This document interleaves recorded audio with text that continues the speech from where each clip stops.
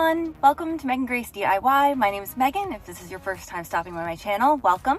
Today we're going to do something a little bit different than I normally do. Normally I do fashion commentary and tutorials, but today I'm going to take you with me to my hairdresser whose name is Anny the painter, and she is absolutely phenomenal with vivid color. I found her last year? No, actually I found her like 6 months ago.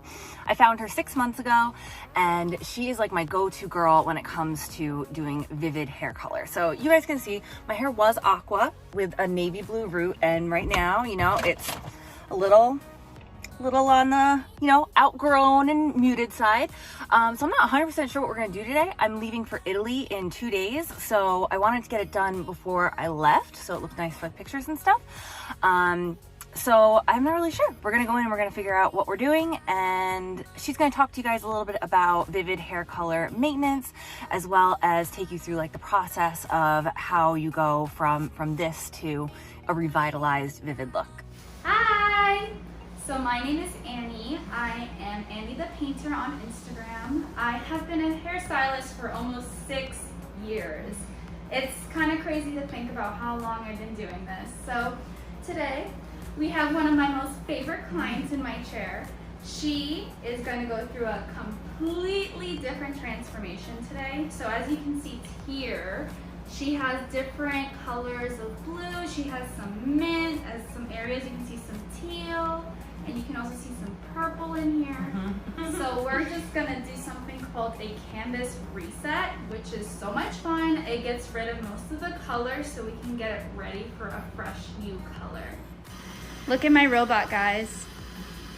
He mixes the lightener for me, and he blinks. So cute.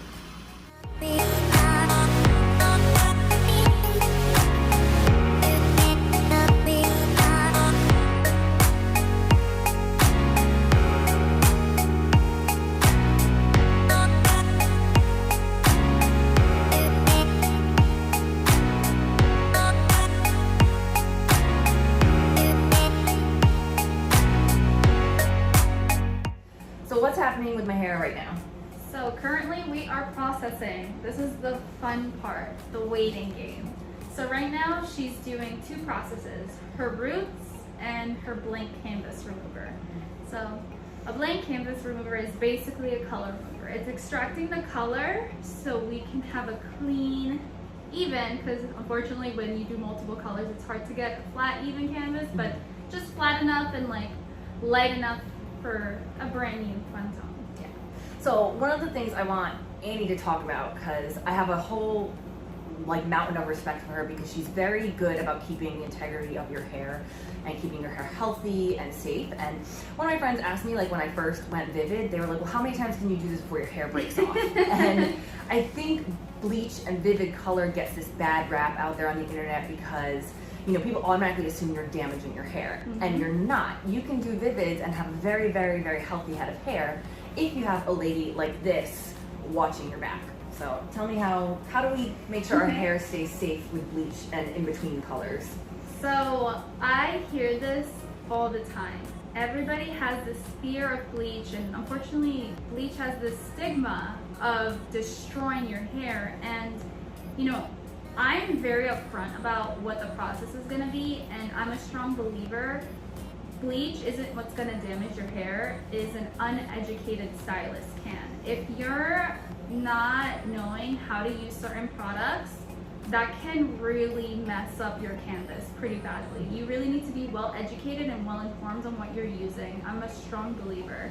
You know, with vivid coloring especially, it's a special type of practice that you need to have, because a lot of people think it's like, okay, throw on bleach and throw on color, call it a day. It's like there's a lot that goes into it, like the underlying tones, what you want them to blend into each other, what do both colors look like when they meet in the middle, because gradient colors, you know, it's never just 2 colors, it's always more than just 1 and 2 and 3, so you have to make sure it makes sense with what you're doing. Yeah. My my thing is always make it make sense. Mm-hmm. If you're unsure, there's so many different platforms you can view online to learn. So I'm not If you're saying you unsure, can't learn. if you're unsure, go to a professional. Like if you're even questioning it, don't try bleaching your hair at home. Oh, this like, is not a bleach at home tutorial. don't. Go to a professional. Trust your professional because we have years and years of education, not just from school, but from online attending classes.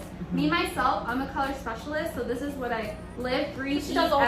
everything. This is what I do 24/7. Yeah, she's a professional for a reason, so just pay her to make you look beautiful. The other thing that she did for me that's really awesome is she gave me a routine to follow, and my hair has honestly never felt healthier than after seeing her because she pointed out the right products and the masks to use because she's all about prevention versus fixing an issue later on. So Correct. what are good products to use if you're wanting to go vivid and you want to maintain it? So this is my favorite shampoo. It's by Schwarzkopf. Now, Good this stuff. says all blondes. Now, I know you're going to be like, but what if I have blue hair? Trust me. If you are a blonding person, it doesn't matter if you throw a vivid color over it, you're still blonde underneath. You're still doing the same process as a blonde. So this is going to help you because this is a keratin restore. So this repairs broken bonds in your hair. It's hard to recommend stuff to certain people sometimes because everybody's hair is so different. Like something she uses in her hair may not necessarily work for mine, but you know, I definitely recommend the Schwarzkopf. Their whole keratin restore line is really great. I love it. I think everybody should try it. And then the other big thing too is like washing your hair. What do you recommend? If you've got vivid hair, how do you make it stay bright? So everybody's so different. You know what she's gonna say. Like, what I recommend is washing it once a week with really cold water. Ice cold, like She's not lying. wintertime cold, like Arctic freezing temperatures. I'm sorry, I know you're gonna look at me like I'm psycho, but it's gonna be worth.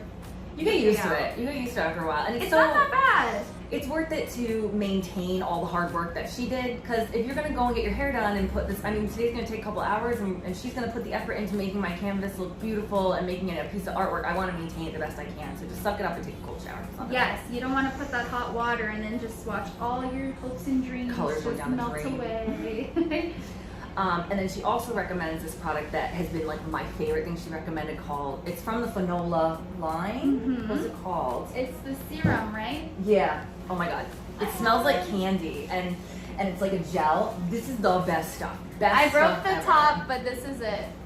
I'm literally running out. I have to order more. Can y'all see it? So you just pump a little like dime size and run it through your hair, and like when It's I amazing. blow my hair out, it feels so silky. Yes. So I think if overall, if you take from this video, you can do vivid hair, you can bleach your hair and not compromise the integrity of your hair as long as you are smart about it. Don't rush to change your colors. Like I always text her to be like, hey, is it time yet? And she'll be honest. She's like, hey, you should wait.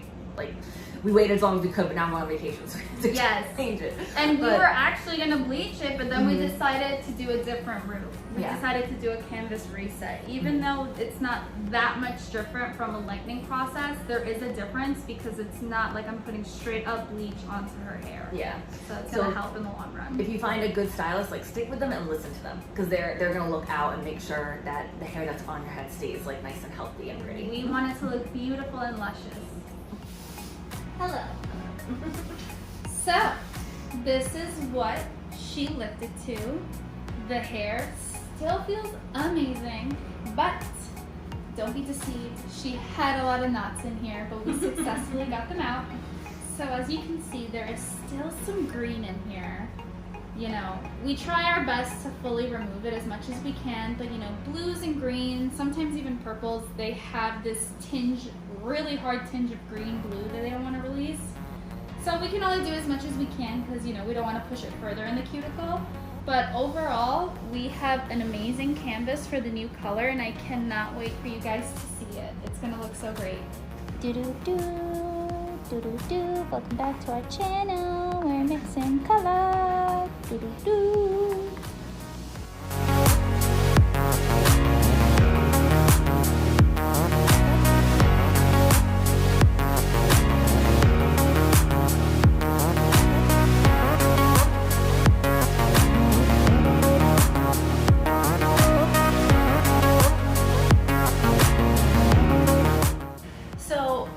when you start thinking about getting your hair done, one of the first places we look for pictures is Pinterest or Instagram. And I'll text Annie pictures and be like, hey, how about this? Or hey, how about that color?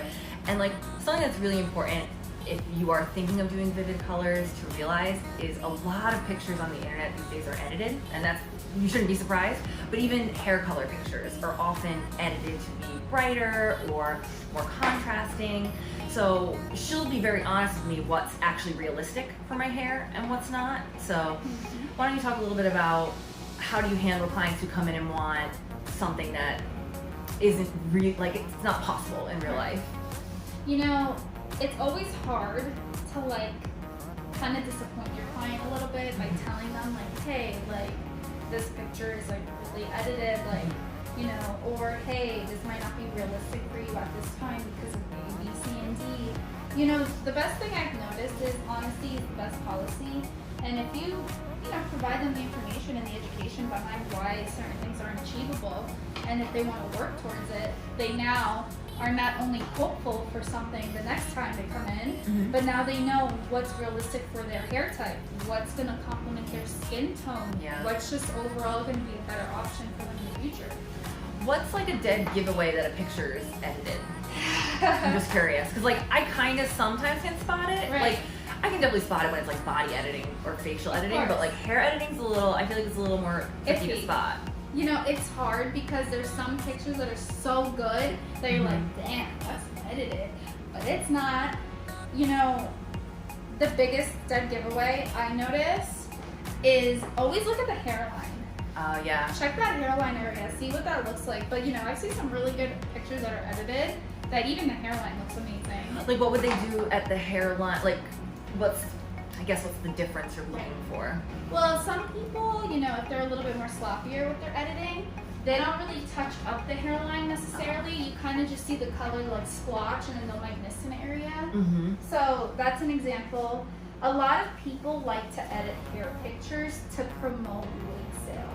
Yeah, I was gonna say, so how do you tell? I found a lot of times I would pick pictures out and it was actually a wig. Like, is there a dead giveaway that it's a wig? Like maybe the hair is too shiny to be natural hair, or?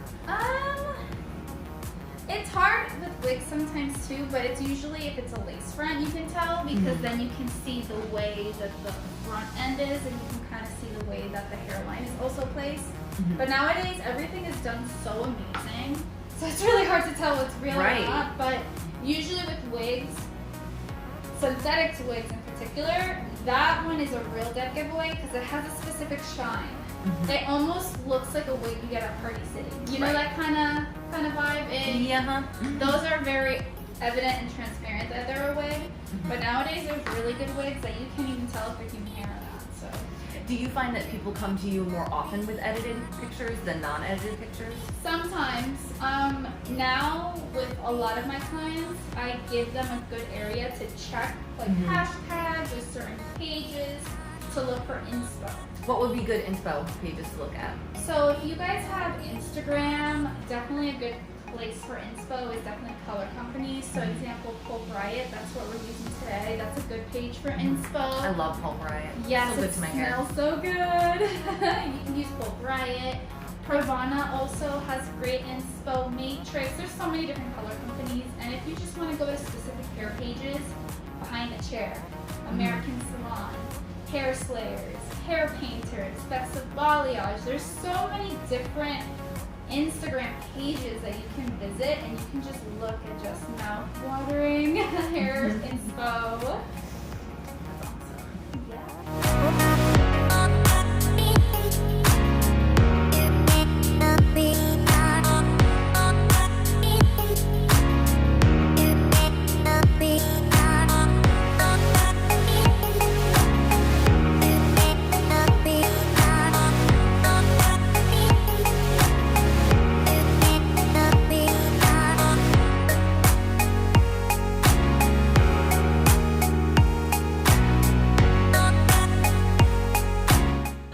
Film a quick conclusion to this video. I didn't want to just end it with me in the salon chair. Now it's about 2.5 weeks past when I got my hair done, and I will be perfectly honest, the day I got it done, I left a little bit in shock just because I think I had in my head like a pastel kind of color, and I left with a very, very neon pink. But I did want to show you what it looks like now 2.5 weeks later. It faded to a really, really, really pretty color. And I really do like the darker pink in there. She put darker pink throughout it to like give it some dimension. Let me try to get this side. You can kind of see. It's a really, really, really pretty mix of different pink colors. And I will be perfectly honest, when I was in Italy, I did not take good care of my hair. It was so hot. Normally I don't wash it every day. I wash it like two times a week. It was just so hot that I had to shower every day. I had to wash my hair every day. And I did my best to do the cold water and whatnot, but I texted her, I was like, I did you dirty, girl. Like, I did not take good care of my color. But honestly, like, I'm really feeling it now. I really like the color that it came out. And I think I'm pretty happy with this. I just wanted to show you really quick what it looked like a couple of weeks after, and I'm very happy with it, and I can't wait to go back and do my next hair color adventure. So hopefully you guys will come with me. See you later, bye.